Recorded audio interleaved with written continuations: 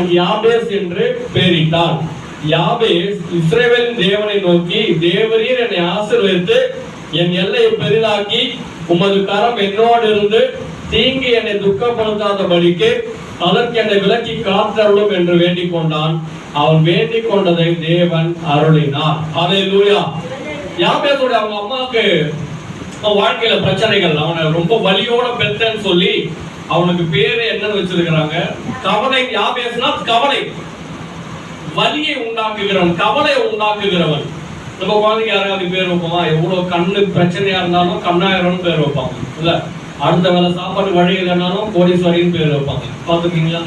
பேரெல்லாம் கொஞ்சம் ஒரு மாதிரி இருந்தாலும் அவங்களுக்குலாம் பெரிய ரொம்ப ஐஸ்வர்யா அப்படிலாம் வைப்பாங்க. ஸ்னேகா ஆக்ட்ரஸ் பேர்லாம் வைப்பாங்க இல்ல. எல்லாருமே பசங்க அப்படிதான் பேர் வைப்போம். யாருமே இல்ல இப்ப என் பையனுக்கு மகிழ்னு பேர் வச்சு, மகிழ்ச்சி, சந்தோஷம் அப்படின்னு தான் பேர் வைப்போம். நம்ம குழந்தைங்களுக்கு நல்ல பேர் தான் வைப்போம். ஆனா இந்த அம்மா அவங்க பையனுக்கு என்ன பேர் வச்சிருக்காங்க? கவலைன்னு வச்சிருக்கிறாங்க, துக்கம்னு வச்சிருக்கிறாங்க. அவன் வாழ்க்கை எவ்வளவு உடஞ்சி போயிருப்பான். எவ்வளவு அவனை கடைக்கு போகும்போது, வெளியில போகும்போதெல்லாம் ஐயோ இவன் மூஞ்சியா முடிச்சோம், இவன் சாபமாச்சே, இவன் மூஞ்சில முடிச்சுட்டு போனா ஒரு காரியம் நடக்காது, இவன் தரித்திரமாச்சே, இவன் கவலையாச்சே அப்படின்னு சொல்லி எல்லாருமே அவனை உடைச்சி அவனை நொறுக்கி இருப்பாங்க. வாழ்க்கை எவ்வளவு அவமானத்துக்குள்ள போயிருப்பான். நீங்க வீடு பக்கத்துல ஒரு பையன் பிரவீன் ஒருத்தர் இருப்பான். ஆனா பிரவீன் பேர் சொல்ல யாருக்குமே தெரியாது. அவனை எல்லாரும் என்ன சொல்லுவாங்க? குள்ளா குள்ளா தான் கூப்பிடுவாங்க. குள்ளா போறான், குள்ளா உள்ளா இருக்கிறானா, வீட்டுல குள்ளா வந்துட்டானா, குள்ளா சாப்பிட்டானா, குள்ளா ஸ்கூலுக்கு போயிட்டானா, இப்படிதான் கூப்பிடுவாங்க எல்லாருமே. ஒருவேளை இந்த வார்த்தை கேட்டு கேட்டு அவனே என்ன பண்ண, ஐயோ நம்ம ஹைட்டு கம்மி போல, நம்ம குள்ளம் தான், நம்மளால பெருசா வர முடியாது, ஐயோ எவ்வளவு அவமானமா இருக்கும், எவ்வளவு அசிங்கமா இருக்கும் இல்ல, எவ்வளவு நிந்தனை இருக்கும், அவன் எவ்வளவு ஃபீல் பண்ணிருப்பான். ஊரெல்லாம் கூப்பிடுறத பார்த்து அவனே அவனை நம்பிட்டு இருப்பான், ஐயோ நம்ம குள்ளம் தான், நம்ம வாழ்க்கையில இப்படிதான் இருப்போம் அப்படின்னு. ஆனா இன்னைக்கு அவங்க ஹைட்டு பாத்தீங்கன்னா 6.3. சத்யராஜ் இருக்காருல்ல, அவரை விட 1 இன்ச் அதிகம். எப்படி நடந்துச்சு இது?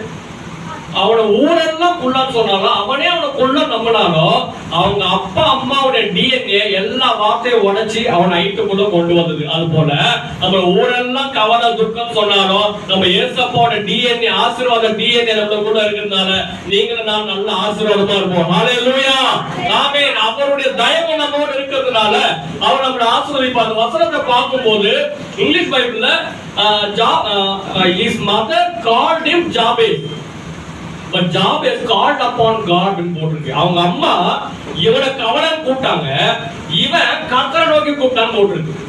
அவங்க அம்மா கிட்ட போயிட்டு சண்டை போட்டுடல, ஏமா ஒழுங்கா வா, நம்ம போய் கவர்மெண்ட்ல போய் நம்ம என் பேரை வந்து மாத்தி வர நல்லா ஸ்டைலிஷா இஷ்ல முடிகிற மாதிரி, இவங்க நம்ம பசங்க எல்லாம் ஹாரிஷ் அவனை இஷ்ல முடிகிற மாதிரி ஸ்டைலிஷா வச்சுட்டு வரலாம்னு சொல்லி அவன் போன. எங்க அம்மா என்ன பேர் வேணா வச்சுக்கிட்டோம், ஊரெல்லாம் என்ன வேணா சொல்லிட்டோம், என்ன எப்படி வேணா மத்தவங்க கூப்பிட்டோம், ஆனா நான் ஒருத்தரை கூப்பிடுவேன். அவர் யாரு? என் பேரை, என் தலையெழுத்தை, நான் எல்லா காரியத்தை மாற்றுகிற சர்வவல்லம் உள்ளது பைபிள் சொல்லுது. அவன் என்ன ஜெபம் பண்ணாரு? ஆண்டவரே நீர் ஆசீர்வதித்து என் எல்லைகளை பெரிதாக்கும். அது ஜெபம். பைபிள் சொல்லுது அவன் என்ன வேண்டினாரோ கர்த்தருக்கு கொடுத்தார். அப்ப நீங்களும் நானும் விரும்புகிறதை அவர் நிறைவேற்றுகிற தெய்வம். ஹல்லேலூயா. அவர் நம்மை ஆசீர்வதிக்கிற தெய்வம். மத்தேயு 15ஆம் அதிகாரத்துல ஒரு அம்மா தன் மகளுக்கு பேய் பிடிச்சிருக்கிற ஒரு அம்மா போய் இயேசுவிடம் போய் ஜெபம் பண்றாங்க, ஆண்டவரே என் பொண்ணை குணமாக்குன்னு சொன்னபோது மத்தேயு 15:28 வாசிக்கிறோம். மத்தேயு 15ஆம் அதிகாரம் 28வது வசனம். இயேசு அவளுக்கு பிரதியுத்தரமாக, ஸ்திரீயே உன் விசுவாசம் பெரிது, நீ விரும்புகிறபடி உனக்கு ஆக கடவுது என்றார். அந்நேரமே அவள் மகள் ஆரோக்கியமானாள். ஏசப்பா அந்த அம்மாவை பார்த்து நீ போமா உன் பொண்ணு சுகமாயிரும் சொல்ல, உன் விருப்பத்தின்படி உனக்கு நடக்கட்டும் அப்படின்ட்டார். ஒருவேளை அந்த அம்மா என் பொண்ணுக்கு உடம்பு பேய் பிடிச்சிருக்குது, இப்ப இந்த ஒரு ராத்திரி மட்டும் சரியாயிட்டா போதும், அடுத்த ராத்திரி நான் என்ன ஹாஸ்பிட்டல் கூட்டு போறேன் நினைச்சது என்ன இருக்கும்? ஆண்டவர் நான் உன் ஆசீர்வதிக்கன்னு சொல்ல, உனக்கு உன் விருப்பம் என்னவோ நிறைவேறட்டும். அந்த அம்மாவோட விருப்பம் பொண்ணு சுகமாகணும். அப்ப நம்ம வாழ்க்கையில நம்ம விரும்புறோமா? நம்ம நல்லா இருக்கணும் விரும்புறோமா? நம்ம ஆசீர்வாதமா இருக்கணும் விரும்புறோமா? நம்புறோமா? பைபிள் சொல்லுது நீதிமான் விரும்புகிற காரியம் கொடுக்கப்படும், துன்மார்க்கன் பயப்படும் காரியம் வரும். நீங்களும் நானும் ஐயோ எது நடந்துடக்கூடாதோ அதை பார்த்து பயப்படுறதுக்கு ஆண்டவர் நம்மளை வைக்கல, எது நம்மளுக்கு நடக்கணுமோ அதை விரும்புறதுக்கு வச்சிருக்கிறார். ஹல்லேலூயா. என் தொழில் நல்ல ஆசீர்வாதமா மாறும், என் பிள்ளைகள் நல்லபடியா இருப்பாங்க, என் குடும்பம் நல்ல ஆசீர்வாதமா இருக்கும், எனக்கு நல்ல பணம் வரும், நல்ல நகை வரும், நல்ல அபிஷேகம் வரும், நல்ல ஊழியம் வரும், என் சபை பேருக்கு நல்லதை நினைக்கத்தான் ஆண்டவர் நம்மளை வச்சிருக்கிறார். ஹல்லேலூயா. எங்க ஆபீஸ்ல சில நேரத்தில் இந்த லோடு தூக்குற பசங்க தான் இருப்பாங்க. சில பேர்லாம் என்ன பண்ணாங்கன்னா திடீர்னு நிறைய ஓபி அடிக்கிறவங்களா இருப்பாங்க. பாத்தீங்களா? வந்து அட்னன்ஸ் போட்டு திடீர்னு பார்த்தா நம்ம கொஞ்சம் அப்படி போயிட்டு வந்து பார்த்தா ஆளை காணாம போயிடும். அப்ப சில பேர் என்ன பண்ணுவான், 3 பேர் மேலே ஒருத்தர் செய்வான். 2 பண்டலை தூக்கிட்டு போவான், 3வது மாடிக்கு 2 பண்டலை தூக்கிட்டு போவான், எல்லாம் பொறுப்பா இருப்பான், டீக்கு போன கரெக்டா வந்துருவான், எல்லாம் இருக்கும். அப்ப அவனை பாராட்ட சில நேரத்துல பாராட்டவே பயமா இருக்கும். கொஞ்சம் பாராட்டினோடனே அடுத்த வாரமே கெட்டு போயிடுவான், அடுத்த நாளே கெட்டு போயிடும். சர்ச்சில் கூட யாராவது ரெகுலரா வராங்க, அவங்கள பாராட்டணும்னு நினைப்பேன், பாராட்டினா அடுத்த வாரமே கெட்டு போயிடறாங்க. அது என்னன்னு தெரிய மாட்டேங்குது. அப்போ நீங்களும் நானும் எது நடக்க கூடாதோ, ஐயோ இப்படி பாராட்டின கெட்டு போயிடுவாங்கல்ல, கர்த்தர் அவங்களை நடத்துவார், நம்மளை ஆசீர்வதிப்பார். ஹல்லேலூயா. அப்ப நம்ம இருதய விருப்பத்தை அவர் நிறைவேற்றுகிற தெய்வம். அப்போ யாபேஸ் நான் ஆசீர்வாதமா வைப்பேன்னு சொல்லி அவன் இருதயத்தை விரும்பினார், ஆண்டவர் அவனை ஆசீர்வதித்தார். ஹல்லேலூயா. 2வது, அவங்க அம்மா அவனை துக்கம்னு கூப்பிட்டாலும் யாபேஸ் கர்த்தரை கூப்பிடுகிறவனா இருந்தான். அவன் போய் யார்கிட்ட சண்டை போட்டு இல்ல. அப்ப உலகம் நம்மளை என்ன வேணா பார்வை வச்சுக்கலாம். அவங்க பேர் என்ன, கவலை, துக்கம். மத்தவங்க அவனுக்கு கொடுத்திருக்கிற அடையாளம் துக்கம், கவலை உண்டாக்குகிறவன். ஆனா அவன் கர்த்தரை நோக்கி பார்த்தான். கர்த்தர் நம்மளை எப்படி பார்க்கிறாரோ அதை பார்க்கிற கத்துக்கணும் இல்ல.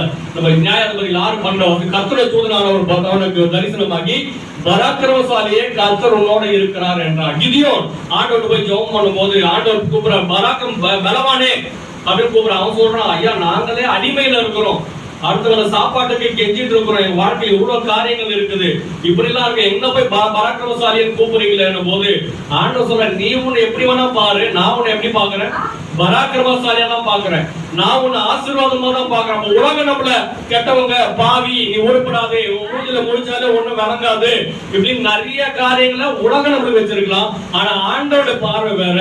ஆண்டவர் நம்மள ஆசீர்வாதமானவங்க தான் பாக்குறாரு. ஹல்லேலூயா. அவர் பார்வையில பாக்குறாரு. யாபேஸ ஊர்ல இருக்க எல்லாரும் கெட்டவன், ஊர்ல எல்லாம் தரித்திரன் பார்த்தாங்க, ஆனா கர்த்தர் அவனை ஆசீர்வாதமா பார்த்தாங்க. அவனோட சகோதரருக்குள்ளாகவே அவன் பெரிய ஆசீர்வாதமா இருந்தான் அப்படின்னு பாக்குறோம். அப்ப நீங்களும் நானும் ஆண்டவர் பார்க்கிற விதமாய் பார்க்கதான் ஆண்டவர் நம்மளை வச்சிருக்கிறார். விபச்சார பெண்ணை எல்லாம் ஒரு நாள் கைது பண்ணின போது ஏசப்பட சொல்றாங்க, விபச்சார பொண்ணை அரெஸ்ட் பண்ணிட்டோம். மற்றவங்க எல்லாம் அந்த அம்மா கொடுத்த அடையாளம் என்னது, விபச்சார பெண்.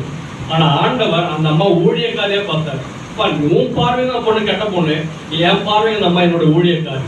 அப்போ ஆண்டவர் நம்மளை பார்க்கிற விதமா பார்க்கணும். நீங்களும் நானும் நம்மளை பார்க்கிற விதமா இல்ல, கர்த்தர் நம்மளை என்ன பார்க்கிறாரோ அதன்படி பார்க்கத்தான் ஆண்டவர் நம்மளை வச்சிருக்க. 2வது, தீங்கு என்னை நெருக்காதபடி எனக்கு காத்துக்கொள்ளும். தீங்குன்னா இங்கிலீஷ் பைபிள்ல பழைய ஏற்பாடுல என்னன்னா பிசாசுக்கு ரொம்ப முக்கியத்துவம் கொடுக்கவே மாட்டாங்க. நம்ம புதிய ஏற்பாடுல நம்ம பிசாசை பெரிய ஆளா வச்சு ரொம்ப பெருசா பண்ணிட்டே இருப்போம். பழைய ஏற்பாடுல இந்த ஜெபம், தீங்கு என்னை துக்கப்படுத்தாதபடி காத்துக்கொள்ளுங்க ஆண்டவரே போட்டிருக்கு. இங்கிலீஷ் பைபிள்ல ஈவில் போட்டிருக்கு, கெட்ட ஆவி, சொல்ல போன பிசாசு. அதோட பிசாசோட பேரை கூட போட்டாங்க.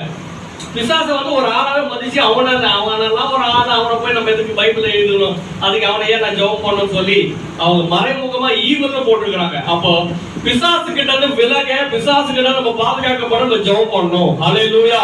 ஆண்டவர்களை ஜெபம் பண்ணும்போது கர்த்தர் லூக்கா 22:42 வாசிக்கிற, பிதாவே உமக்கு சித்தமானால் இந்த பாத்திரம் என்னை விட்டு நீங்கும்படி செய்யும், ஆயினும் என்னுடைய சித்தத்தின்படி அல்ல உம்முடைய சித்தத்தின்படி ஆக கடவது என்றார். இயேசுப்பா கைது பண்ணின போது அவர் கூட எல்லாரும் ஆண்டவர் மறுதலிச்சு எல்லாம் போயிட்டாங்க. ஆனா இயேசுப்பா மட்டும் தைரியமா சிலுவையில இருந்து கடவுளுக்கு பயந்து நடந்தார். எப்படி? காரணம், இயேசுப்பா கிட்ட ஜெப ஆவி இருந்துச்சு. அவர் ஜெபம் பண்றவரா இருந்தார். ஜெபம் பண்றதுனால பிசாசை ஜெயிக்க முடியும். மற்றவங்க தூங்கிட்டு இருந்தாங்க, மற்றவங்களுக்கு ஜெபத்து மேல ஒரு அக்கறை இல்லை. உங்க வாழ்க்கையில ஜெபம் இருக்குதா? நீங்க ஜெபம் பண்றீங்களா? ஒரு 5 நிமிஷமா ஜெபம் பண்றீங்களா? சபைக்காக ஜெபம் பண்றீங்களா? உங்க வாழ்க்கையில ஒரு 5 நிமிஷம் ஆண்டவரே நான் ஜெபம் பண்ணணும்னு சொல்லி ஒவ்வொரு நாளும் ஒரு 5 நிமிஷம் ஜெபம் பண்ண ஒப்பு கொடுப்பீங்களா? ஏசப்பா வாழ்க்கை